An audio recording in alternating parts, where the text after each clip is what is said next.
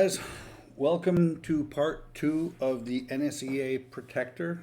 I've done a lot of rework on the model. I've taken things apart, and the biggest thing that I've done is I removed all the fiber optics.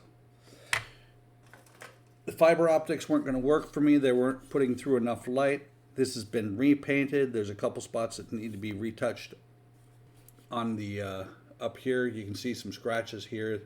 I'll have to go back and paint that one more time. Because of the fiber optic issue, I also went back and painted the inside so that I can get a little bit more light reflected outside. Believe it or not, this thing is really close to being ready to go. Basically, all I've got to do is put a lot of things together at this point and get the lights inside. So what I've decided to do on the inside of the ship is 2 strips of SMDs facing each other. Basically, there's going to be 1 strip down here for these windows and the same over here for these windows here. It's not going to be as bright as the yacht is, but I actually think I've got that figured out too. I've knocked the lights down in there quite a bit, and it's kind of funny the way I did it. I'll show you guys in a little bit. First, I want to give you a shot of what this is going to look like, or what it's going to be close to looking like. I spent yesterday afternoon, all afternoon, drilling these windows back out after getting the fiber optic out. Let's see, let me dim this light down. Still getting too much glare off of there. I think you can get an idea of what I'm shooting for. It's a little bit brighter than it's going to actually be because the LEDs are going to, or the LED tape is not going to be right on top of it. It's going to be about that far away. And you're going to see the twinkling from the LED tape as you move. But I think it's a lot better than what I've been coming up with, what I had with the fiber optics. What I've also done, like I said, I dimmed down the lights in the yacht. So I've still got a SMD up here in the front, 5mm LED back here in the back. What I've done is, well, first let me show you how it looks.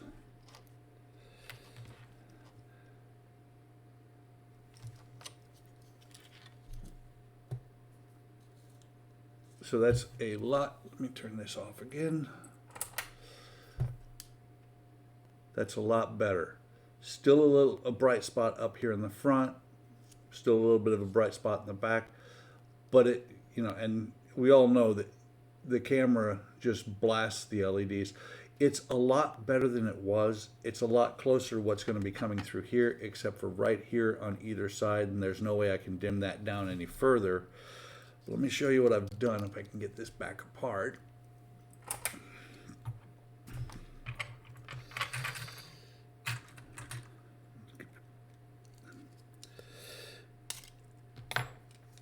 So what I did, and you probably can't really see it,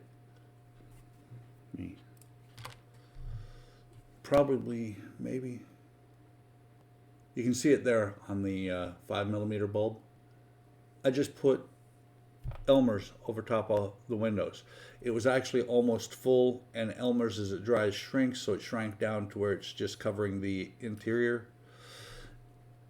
And the windows look fine from the outside. The only concern I had when I put the Elmer's in was I was concerned that it was actually going to bleed out through the windows, but the windows are small enough that it didn't bleed through. So that is this is all but ready to be put together. I'm going to push that pin back in there. Once I am ready, I'll just glue it together.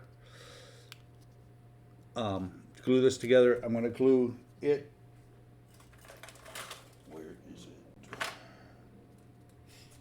Oh, there's a part that, there it is. there's a part that closes off the top here, and which is this right here. Supposed to have the magnets, showed you before. I'm going to glue this in there, and then I'm going to just glue this on top. Back here, that's the top. Back here under where the spine goes, I'm going to drill a couple of holes big enough to feed these leads through. The spine, almost launched a piece of LED tape. The spine just will go on here like that, so you'll actually see that it covers up. It'll cover up the wires where they come down through here. Probably going to end up cutting that piece out to get the wires in. And so I'm getting really close to being done with what I'm calling the wing. Wow. LED strip had grabbed this. So this is the wing. This is the top side of it. And I've glued it together. I actually made a mistake and I glued the top wings onto the bottom. It turns out that the Tamiya Extra Fine is not wonderful for everything, because that's what I've used twice gluing this, and twice I've been able to pull it apart pretty easily. And it's not glued right now, it's just that it's got buildup from the Tamiya. Well, I'm not going to bother to take it apart. But I realized something too yesterday when I put the top wing together. I stand corrected that this model is actually designed for lighting, because if you bring your wires up under here, right here, this channel and this channel here, it's already trenched for you to be able to put wires in, and it's trenched here as well. I've never seen them do that in a model where the wires are already going to fit perfectly through a flat area like that. Usually when you've got a flat area like this, you have to do it yourself with a Dremel. And it's beautifully designed, because when it comes down to the center here, this spot here, if you look, there's a lip here that's going to let you bring your wires up into the main body of the ship. Matter of fact, let me show you how that will work.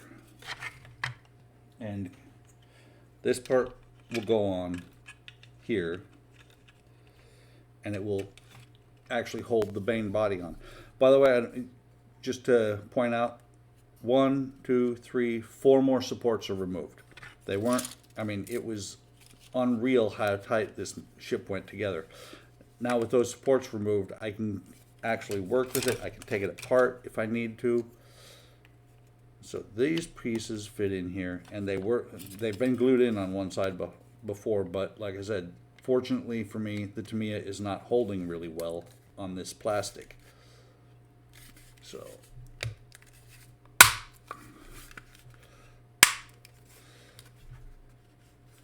and there you go. Once it's glued in there, once this part is in there, you've got this part here which is going to catch here, so not much can go through here, but you've got a big open space to bring wires in and out here, and then it'll slide in here like this. This will actually be the last thing I do, is stuff all the wires in there and then slide this down.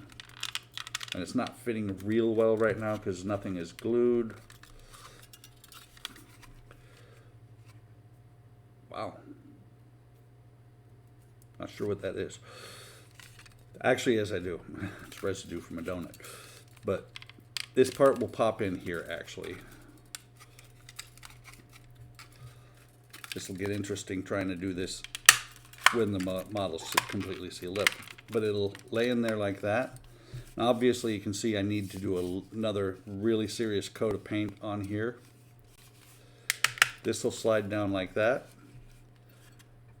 And again, you can see down inside there where the wires can come up from the wings into the main body of the ship.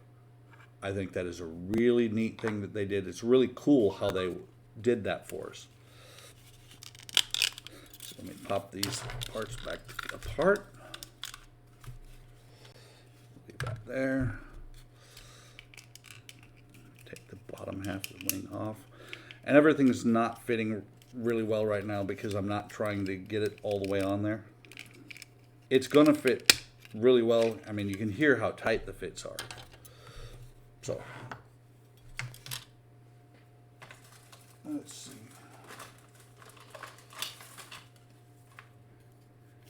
And I did, like I was talking about before, I have removed that post on either side and the lug that it fits into. And if you see now, I've got my wires actually permanently installed. They're glued down, they're glued here, here, here, here, and here to keep them in place so that when I put the ship together, other side, I don't have to fight with it. And matter of fact, I'm at the point where I can, the only reason I haven't stuck this together, glued it together, is because I wanted to let you see the inside of the wings. It's going to take a little bit of finagling. And plus I got to put the top wing on first, or the bottom part of the wing on first, before I can glue it together, just because of the way they designed the ship. Oh, I haven't removed that post yet. Removed it on the other side though. That's good. I'm thinking I'm going to put like a 5mm LED inside there.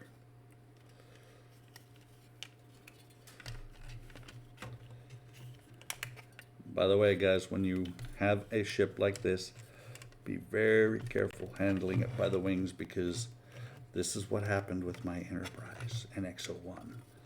This is when it snapped in half because I was handling it when it was only half built. So wings will go on like that. Again, like I said, this part will be on the bottom. The ship will sit up here on top. Or actually, sorry. Yeah.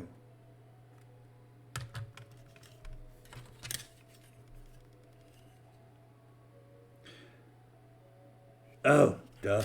I'm sitting here looking at it the wrong way. This goes up here on top. I got to do some touch-up paint all over this thing so it'll look like that. But that'll go up on top like that. And then the effect that I've got on the engines, I love. I had to dull it down a little bit. And to get it to dull down to where I was happy with it, because there were some bright spots on it, it was really kind of funny what I did. I used something that we all have in stock all the time. I used blue painter's tape because on the bottom, because the LEDs are on the top, and I was getting hot reflective spots on the bottom. So the blue painter's tape actually knocks the light down enough to where you don't have the hot spots. Again, let me turn this down. I love that glow. I really love that glowing effect. And it's the same on both sides. And you can see where if you look at it like this, you can see the hot spots. But with the blue painter's tape inside there, it has knocked the hot spots down quite a bit. So all I have to do once I glue this together is run some LEDs in here. And my plan is, since I've got this big open space, and the back end here will not have any lighting because it's a solid piece of plastic. So I'm going to run my LEDs in here. Like I said, probably going to be a 5mm here, and probably not pointing out, probably pointing sideways, trying to avoid a hot spot, and then 1 or 2 SMDs. Sorry, I was looking. So 5mm here and 1 or 2 SMDs over here where I cut out that one post, or no, I didn't cut out the post. I cut out the post over here, but 1 or 2 where this is going to come down together, so that I get some good lighting through this. And I love the way this thing looks when it's got light behind it. Right now, unfortunately, well, actually, let me see. I was going to say, unfortunately, I can't, but I can. Let me turn on my flashlight for the phone.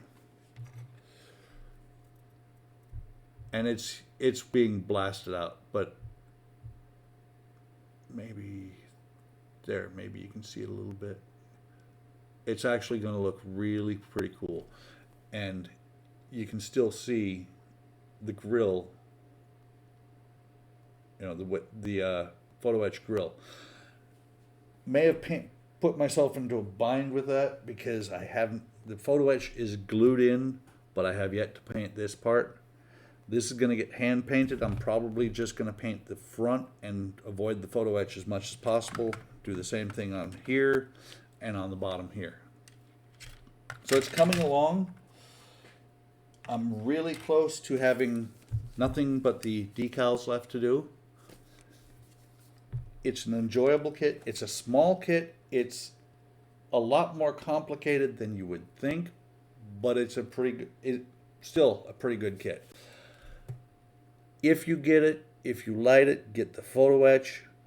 You don't have to do like I did and leave these bare. I like the way it looks.